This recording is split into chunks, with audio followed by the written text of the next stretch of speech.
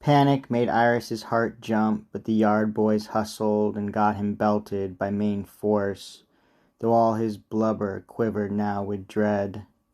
Antinous' angry voice rang in his ears.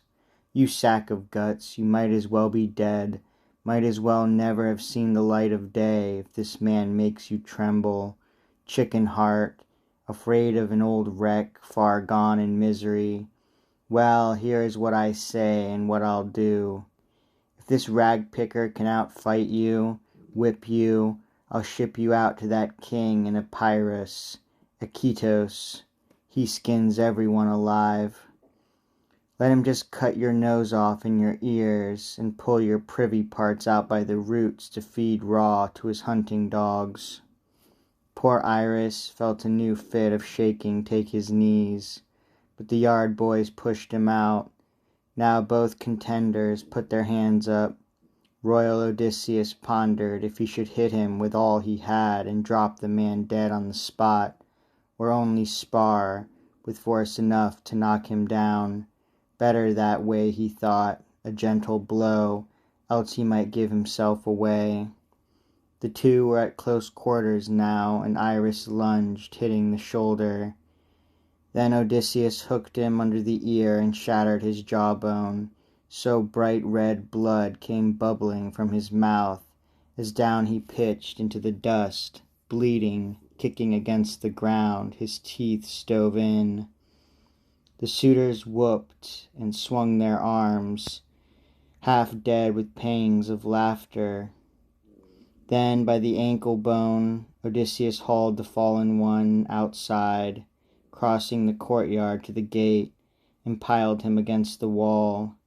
In his right hand he stuck his begging staff and said, "Here, take your post, sit here to keep the dogs and pigs away.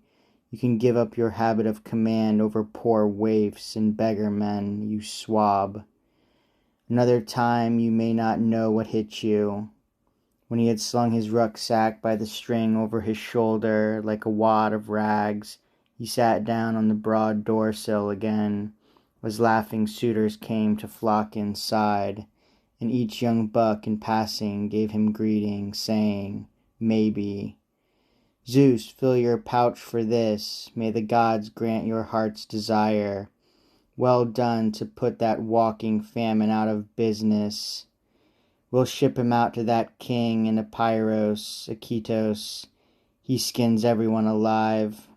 Odysseus found grim cheer in their good wishes. His work had started well. Now from the fire his fat blood pudding came, deposited before him by Antinous. Then to boot 2 brown loaves from the basket, and some wine in a fine cup of gold. These gifts Amphinomus gave him. Then he said, "Here's luck, grandfather, a new day. May the worst be over now." Odysseus answered, and his mind ranged far. "Amphinomus, your head is clear, I'd say. So is your father's. Or at least I've heard good things of Nisus the Dulichian, whose son you are, they tell me, an easy man. And you seem gently bred. In view of that, I have a word to say to you, so listen. Of mortal creatures, all that breathe and move, earth bears none frailer than mankind. What man believes in woe to come, so long as valor and tough knees are supplied him by the gods? But when the gods in bliss bring miseries on, then willy-nilly, blindly, he endures. Our minds are as the days are, dark or bright, blown over by the Father of gods and men.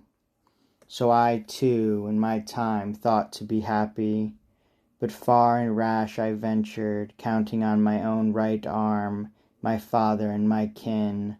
Behold me now. No man should flout the law, but keep in peace what gifts the gods may give. I see you young blades living dangerously, a household eaten up, a wife dishonored, and yet the master will return, I tell you, to his own place, and soon, for he is near. So may some power take you out of this, homeward and softly, not to face that man the hour he sets foot on his native ground. Between him and the suitors I foretell no quittance, no way out, unless by blood once he shall stand beneath his own roof beam.